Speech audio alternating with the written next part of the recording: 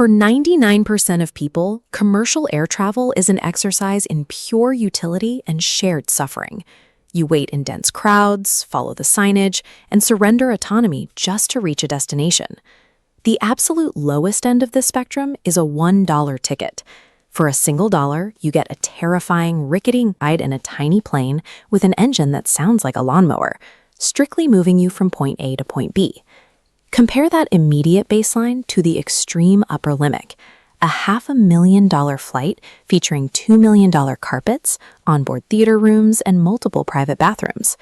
This diagram shows the central economic tension of air travel. Two identical straight lines trace the exact same route from point A to point B. The physical distance is identical, and the megajet certainly does not get you there 500,000 times faster.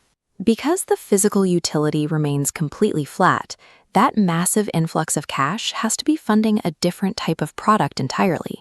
What exactly fills that gap in cost?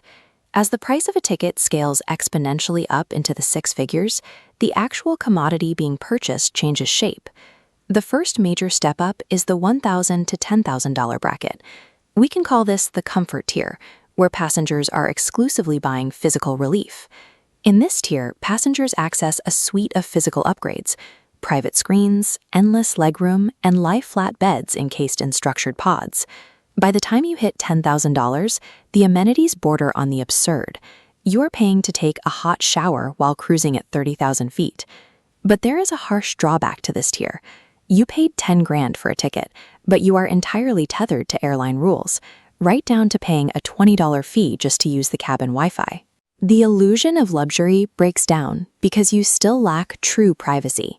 You share a communal cabin, trying to sleep while strangers walk past your bed. The absolute ceiling of commercial aviation is the $25,000 suite. And yet, there is a paradox here. Spending more money actually results in a smaller bathroom with no shower and no heated floors. No matter how much money is spent within a commercial airliner, you cannot buy your way out of the system. You are ultimately just renting a slightly nicer chair on a public bus. Crossing into the $100,000 private jet tier changes the objective to sovereignty. Sovereignty means the complete elimination of travel friction. There are no TSA lines, no scheduled departure times to miss, and zero layovers. You dictate exactly when the wheels leave the runway.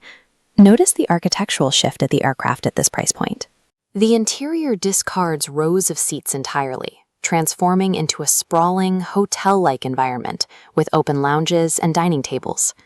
Look at the $500,000 megajet. It requires a dedicated crew for a single group and features multiple private bedrooms. It functions as a flying house.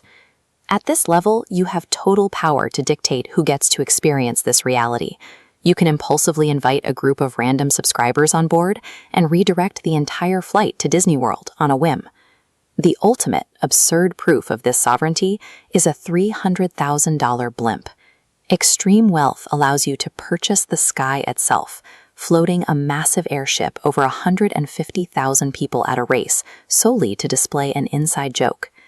At this extreme, aviation moves beyond transport, serving as a tool to bend the physical constraints of travel to the passenger's absolute will. Let's step back from the individual luxuries and look at the macroeconomics of extreme wealth in the air. The caviar, the gold-plated sinks, the onboard massages, these are merely byproducts. They are secondary to the actual goal of a $500,000 price tag. The aviation industry prices the removal of human discomfort on a sliding scale. You pay to erase cramped legs, then you pay to erase lines. And at the absolute top, it achieves total erasure. Spending $500,000 on a single flight is a premium paid for the privilege of pretending the journey never occurred.